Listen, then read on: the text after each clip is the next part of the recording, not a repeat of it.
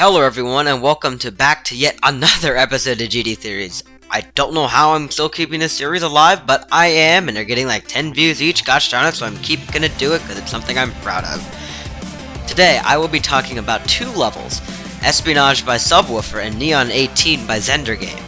Now, you may think that these levels have nothing in common. Well, I am here today to prove you wrong. Today, I will show how Espionage and NeoN 18 are in fact so related to each other that they're in their same, own little universe thing inside Geometry Dash. Let's get into it. Now, this is gonna be a relatively short episode due to time constraints and me wanting to push this level out in under an hour, so let's just get right to the point. For those of you who don't know, Espionage is a level by Subwoofer that actually was released only a few weeks ago and is the second level in what I'm calling the Spy series, since it doesn't have an official name.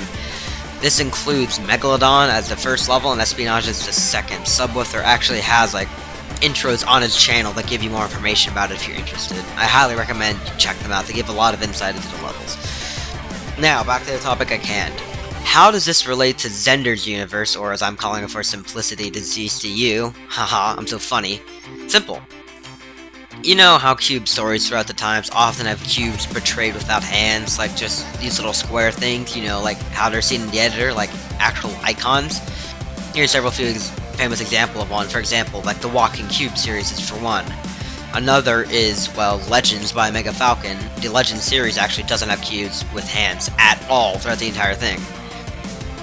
But Espionage is different than all these. Even though it's not a cube story, it still has cubes in it.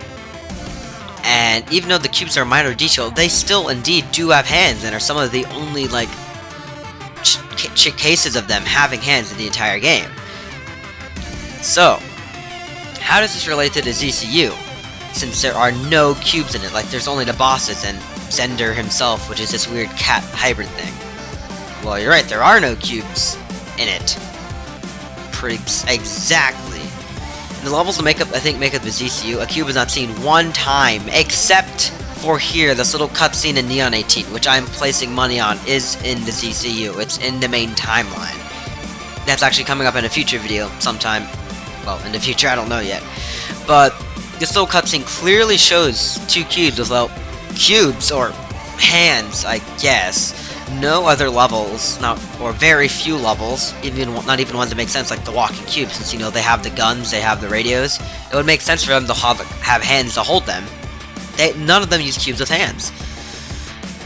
So, that's my main point, but I know some of you might be a little bit hesitant to accept this really radical theory, so here's another piece of evidence to back me up. Now, you may say this alone isn't enough to prove my point, and, well, you're right, it's just one minor detail seen multiple times throughout a level, but it's very unique. But here is my second piece of evidence.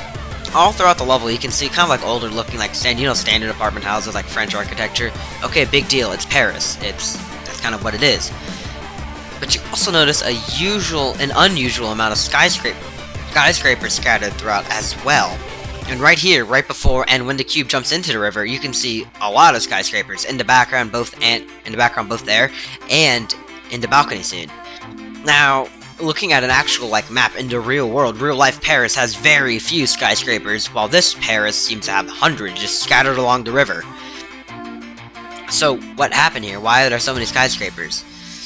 Why is the normally old city of Paris filled with modern architecture everywhere if the only really main recognizable structure being the Eiffel Tower? You think that this is the trace through Paris, you'd see the Louvre Museum somewhere, and as far as I'm told, you can't see it anywhere. It might be in there, I'm not for sure. My reasoning for this is that this isn't Paris at all. No, it's rather Paris inside Xender's virtual world. This is a virtual Paris, not the real one. The real Paris has long since been destroyed since humanity has been transferred into this virtual area. Once all of humanity was in a virtual world, they decided to start rebuilding their cities, rebuilding their structures, kind of starting anew to help them keep more at home. But Paris is in old cities, and instead of trying to use all this old aging architecture, they decided to go for a more modern look, a more modern feel of all this, modern architecture everywhere.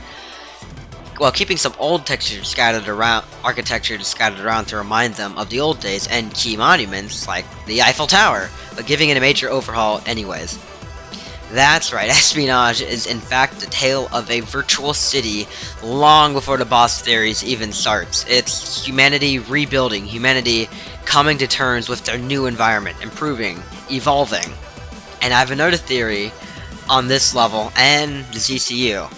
Coming up next time on GDTheories, when that episode will show, I am not for sure, but all I can say is thank you so much for watching this short little video.